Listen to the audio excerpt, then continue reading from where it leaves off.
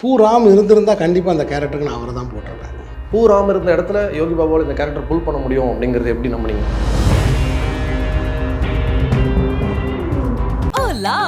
Your dream vacation to Bali starts from rupees 22,999 only with GT Holidays. இப்போ முதல்ல இன்டர்வெல்ல தூக்கிடணும், interval இல்லாமல் ஒரு படம் இருக்கணும் அப்படின்னு. நான் ஒரு கலைஞனாக ஒரு கருத்து சொல்கிறேன்.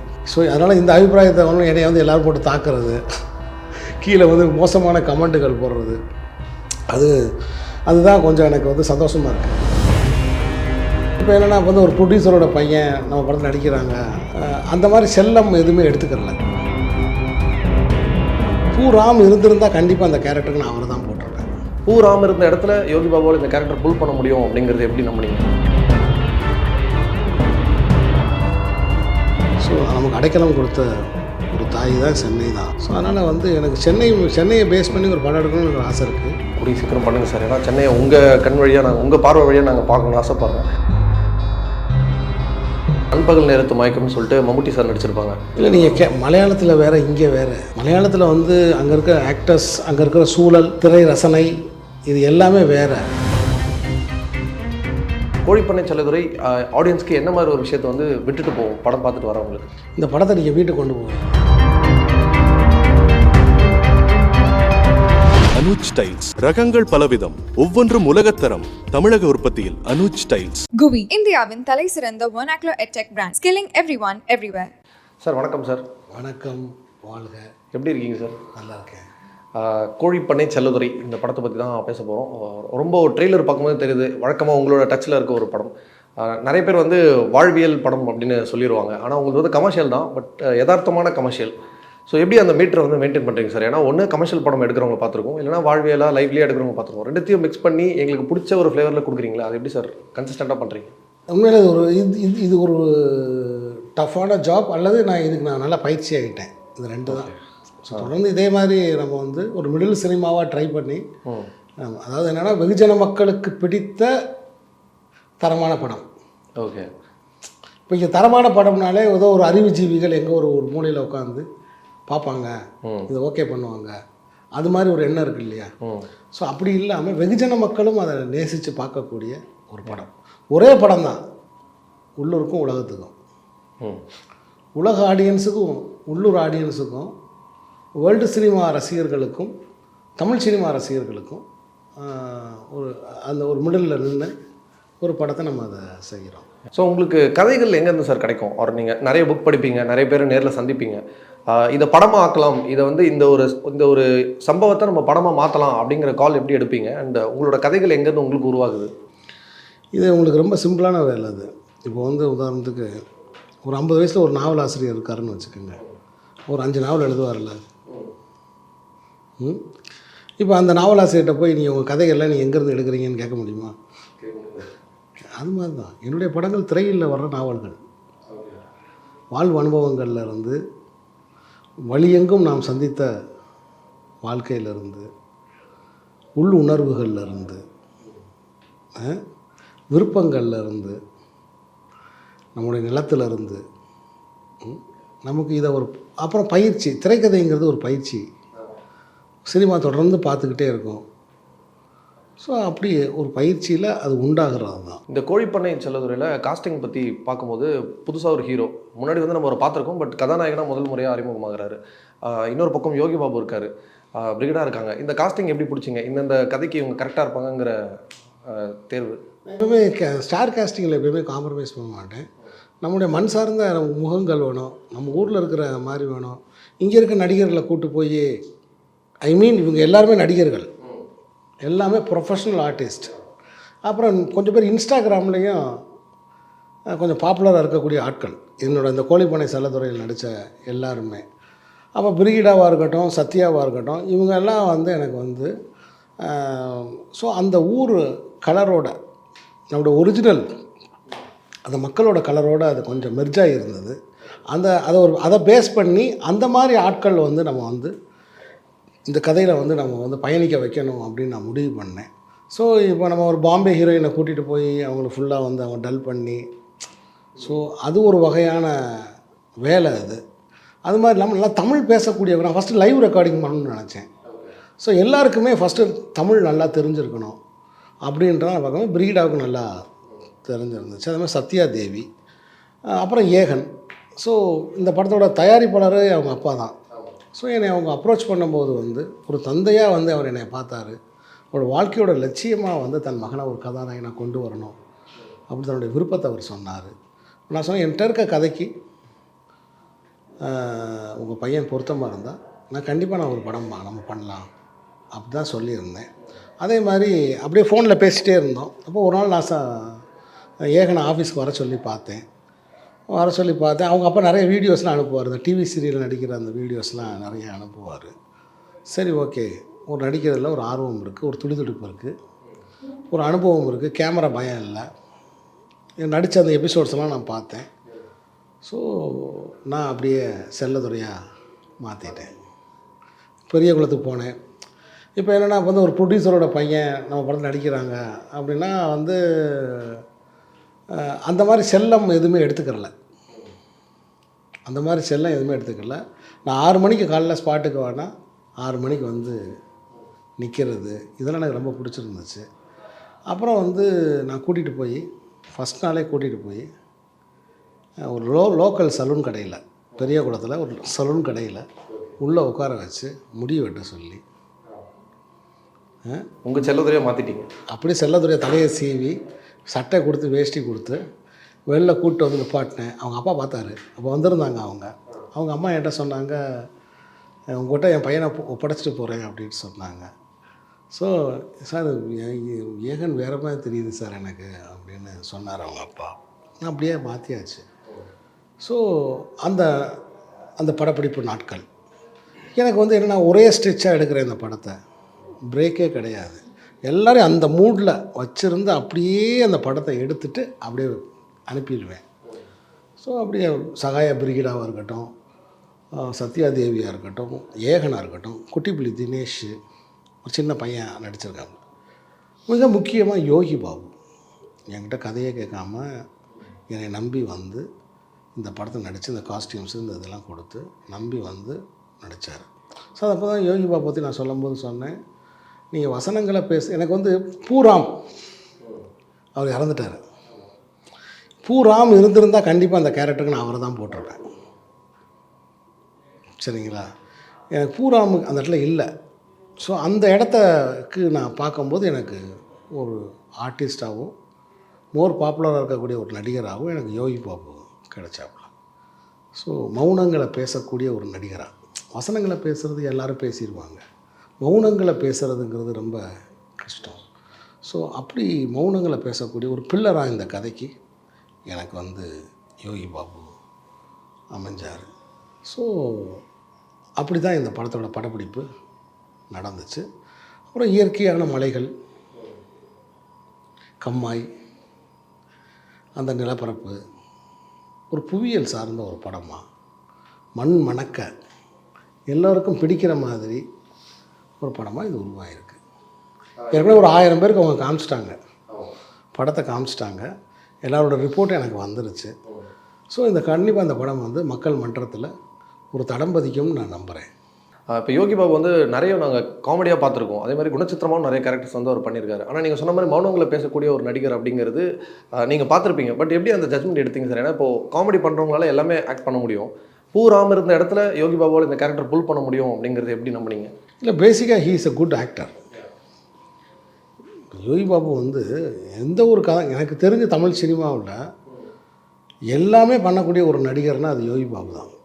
நகைச்சுவை மட்டும் கிடையாது, எதுவுமே நீங்கள் பேச வேணாம், பேசாமல் இந்த காட்சிகள் நடிகனாலும் நடிக்கக்கூடிய ஒரு நடிகர் தான். எல்லா வகையான கதாபாத்திரங்களும் நடிக்கக்கூடிய ஒரு நடிகராக தான் நான் பார்க்குறேன்.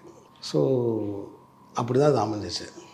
அண்ட் நீங்கள் ஒரு இடத்துல சொல்லியிருக்கீங்க, நான் வந்து நடிப்பை சொல்லிக் கொடுக்க மாட்டேன், நடிப்பை வாங்குவேன், நடிப்பை வாங்குறதா ஒரு இயக்குனரோட ஒர்க் அப்படின்னு. பட் ஒரு ஆக்டருக்கு நீங்கள் பார்த்து கொஞ்ச நேரத்தில் அந்த அசஸ்மெண்ட்லேயே இவருக்கு இது வரும் வராது அப்படிங்கிறத ஜட்ஜ் பண்ண முடியறது எவ்வளோ கஷ்டமாக? ஃபர்ஸ்ட் ஷாட்லேயே தெரிஞ்சிடும், எனக்கு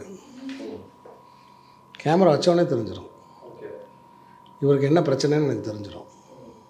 இவர் எதை செஞ்சால் சரியாக இருக்கும் அப்படிங்கிற ஜட்ஜ்மெண்ட் எனக்கு வந்துடும். இவர்கிட்ட இருந்து எது சிறந்த பகுதின்னு எனக்கு தெரிஞ்சிடும். இது அனுபவம் தான். இது ஒரு பெரிய கம்பசூத்திரம்லாம் ஒன்றும் கிடையாது. தொடர்ந்து இப்போ எனக்கு 9வது படம் எனக்கு. இப்போ தொடர்ந்து நான் நடிகர்களை வந்து நான் கையாளுறேன். ஸோ இது இவங்க செஞ்சால் சிறப்பாக இருக்கும் அப்படிங்கிறது நமக்கு தெரிஞ்சிடும். நான் மேக்ஸிமம் இந்த படத்தில் நடித்த எல்லார்ட்டையும் ஏகன்லேருந்து எல்லார்ட்டையுமே நான் சொன்னது என்னென்னா, நான் எது செய்யக்கூடாதுன்னு சொன்னனோ அதை எப்பயுமே செய்யாதீங்க.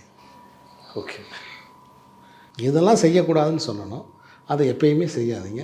இதுதான் நான் உங்களுக்கு சொல்லிட்டு போகிறது இந்த படத்தில் அப்படின்னு சொல்லி பெர்ஃபார்மன்ஸை பொறுத்த மாட்டில் அந்த கேரக்டர்களுக்கு அதுக்கு என்ன தேவையோ அதை நம்ம வந்து அவங்களுக்கு அந்த நேரத்தில் புரிய வச்சு இதை மட்டும் செஞ்சால் போதும் அப்படின்னு சொன்னோம்னா அவங்க செஞ்சிடுறாங்க. அதை இதுக்கு அடிப்படையில் ஒரு நடிகராக இருந்தால் தான் அதை செய்ய முடியும். நான் சொல்கிறது உங்களுக்கு, நீங்கள் வந்து நடிப்பின் மீது ஒரு தீராத பிரியத்தோடையும் ஒரு வாஞ்சையோடையும் இருந்தால் தான் இதை செய்ய முடியும். இன்னொரு விஷயமும் சொல்லியிருந்தீங்க சார், இப்போது முதல்ல இன்டர்வலை தூக்கிடணும், இன்டர்வல் இல்லாமல் ஒரு படம் இருக்கணும் அப்படின்னு. நிறைய கிரியேட்டர்ஸ் இதை முன்னாடியே சொல்லியிருக்காங்க, இன்டர்வல் இல்லாமல் ஒரு படம் வந்து ஒரே ஸ்டெச்சில் இருக்கும். ஜுஜாதா சொல்லியிருக்காரு. ஆமாம், ரைட்டர் ஜுஜாதா திரைக்கதை எழுதலாமே எப்படின்னு ஒரு புக் இருக்கு இல்லையா, அதிலே அவர் சொல்லியிருக்காரு. மலேசியாவில் இன்டர்வல் கிடையாது. நீங்கள் ஒன்றும் கிடையாது. உங்களுக்கு ஒரு சினிமா வந்து 3 மணி நேரம் இருக்கணும்னு என்ன அவசியம் இருக்குது? அந்த கதை எவ்வளோ நேரம் டிமாண்ட் பண்ணுதோ அவ்வளோ. கதை என்ன டிமாண்ட் பண்ணுதோ அதுதானே. இப்போ உங்களுக்கு பேப்பர் என்கிட்ட நிறையா இருக்குன்றதுக்காக கதையை நான் பக்கமாக எழுதிக்கிட்டே இருக்கலாமா? இல்லை. ஸோ நம்ம கதைக்கு தக்கனதான் பேப்பரு. அப்போ டூரேஷன்ன்றது கதைக்கு தகுந்தது தான். இப்போ அன்வான்ட் திங்ஸ் எல்லாம் கழிஞ்சு போய் ஒரு 1.5 மணி நேரத்துக்கு ஒரு படம் வந்துடும். ஃபுல் ஃபோக்கஸ் அந்த படமாக இருக்கும். அது ஒரு புது அனுபவத்தை தரும். நம்ம இப்போ 2 எபிசோடாக பார்த்துக்கிட்டு இருக்கோம். இன்னும் கூட ஒரு 3 எபிசோடு போட்டோம்னா அது வெப் சீரிஸாக வந்துடுது. இது ஒரு சினிமா, முழு சினிமா, ஒரு முழுமையான அனுபவம் வரணும்னா இது வரணும். இதை சார்ந்திருக்கிற தொழில்களை பற்றி எனக்கு தெரியாது.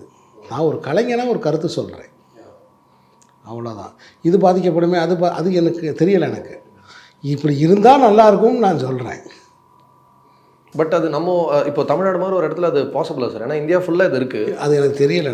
நான் சொல்கிறேன். இப்போ இங்கிலீஷ் படம் நம்ம பார்க்குறோம்ல இன்டர்வல் இல்லாமல், சத்தியம் சினிமாவில் இங்கிலீஷ் படம் பார்க்குறோம் இல்லையா? இல்லை போட்டுருவாங்க சார், அதில் நம்ம ஆளுங்க. அதான் சொல்கிறேன். அது இடையில நீங்கள் போட்டிங்கனாலும், ஏன்னா இடையில ஒரு கரெக்டாக ஒரு 45 மினிட்ஸில் டக்குன்னு கட் பண்ணிடுறீங்க. போட்டால் கூட அது எக்ஸ்பீரியன்ஸ் மிஸ் ஆகத்தான் செய்யுது.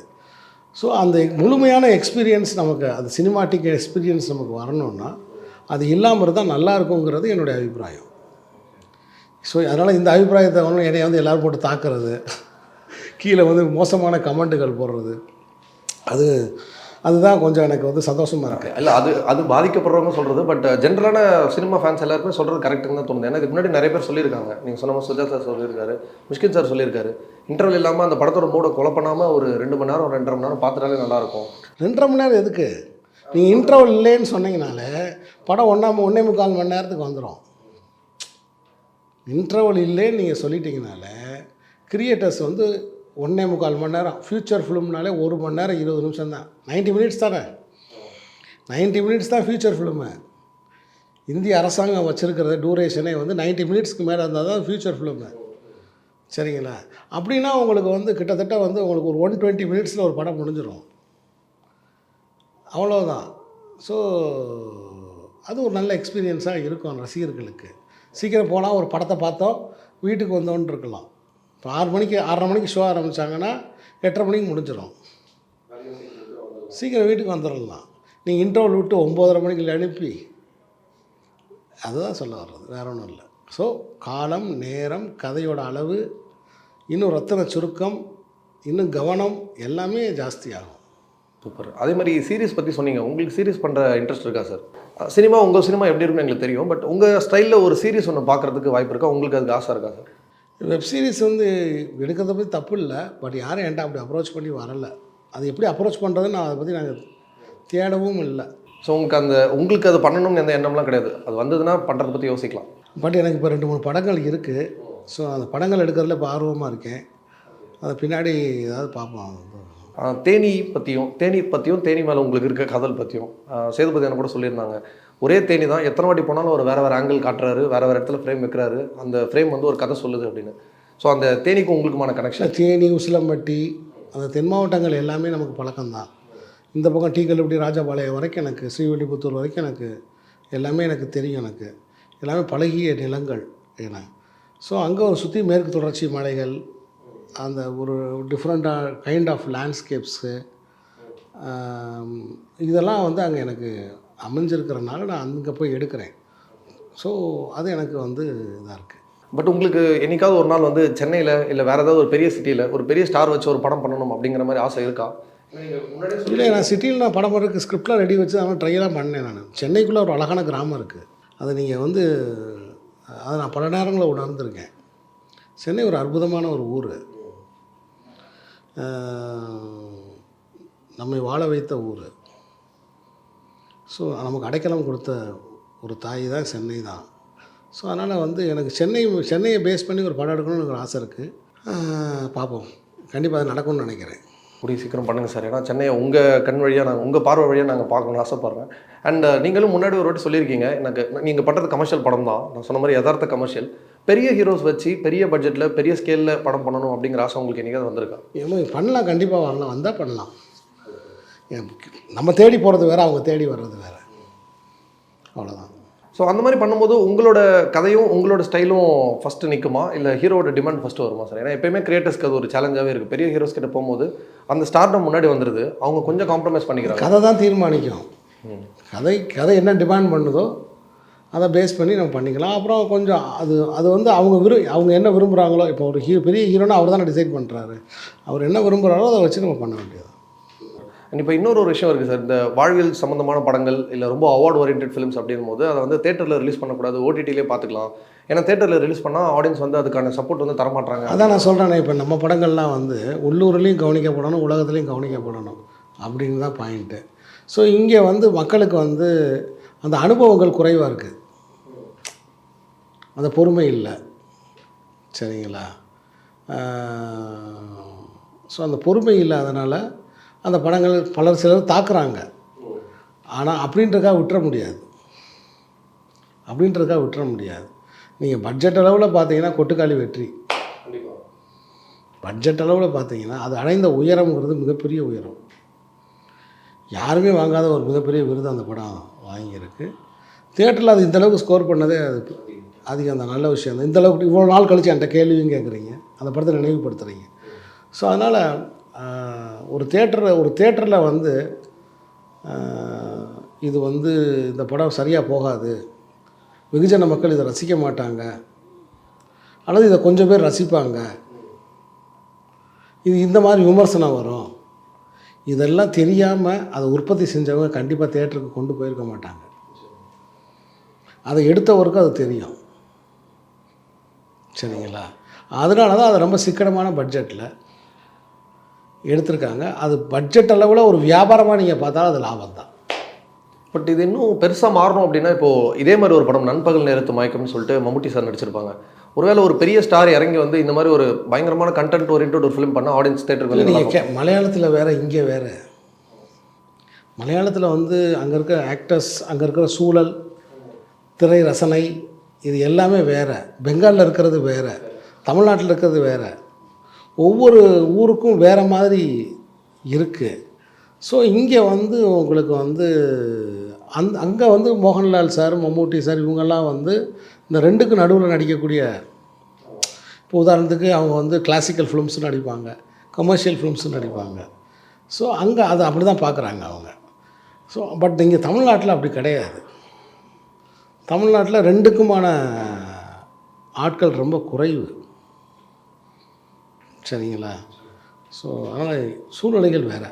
சார், கமிங் டு கோழிப்பண்ணை செல்லதுரை, இதுக்கு முன்னாடி தர்மதுரை பார்க்கும்போது ஒரு பாதிப்பு இருந்தது படத்தோட முடிவில். அதே மாதிரி மாமனிதன்லேயும் ஒரு பாதிப்பு இருந்தது. அந்த மாதிரி உங்கள் படங்கள் எல்லாமே ஒரு இம்பாக்ட் ஏற்படுத்தியிருக்கு. கோழிப்பண்ணை செல்லதுரை ஆடியன்ஸ்க்கு என்ன மாதிரி ஒரு விஷயத்தை வந்து விட்டுட்டு போவோம் படம் பார்த்துட்டு வரவங்களுக்கு? இந்த படத்தை நீங்கள் வீட்டுக்கு கொண்டு போவீங்க, இது உங்களை நெகிழ்ச்சிப்படுத்தும், உங்கள் உறவுகளை உங்களை ஞாபகப்படுத்தும், உங்கள் தங்கையை ஞாபகப்படுத்தும், உறவுகளை ஞாபகப்படுத்தும். தேங்க்யூ சார், உங்கள் டைமுக்கு. கோழிப்பண்ணை செல்லதுரை மிகப்பெரிய வெற்றியடையும். அண்ட் நீங்கள் பண்ண போகிற அடுத்தடுத்த படங்களும் மாபெரும் வெற்றியடைய வாழ்த்துக்கள் sir. Thank you. Hola! Your dream vacation to Bali starts from rupees 22,999 only with GT Holidays. Anuj tiles. ரகங்கள் பலவிதம், ஒவ்வொன்றும் உலகத்தரம். தமிழக உற்பத்தியில் அனுஜ் டைல்ஸ். GUI, இந்தியாவின் தலை சிறந்த vernacular edtech brand, skilling everyone everywhere.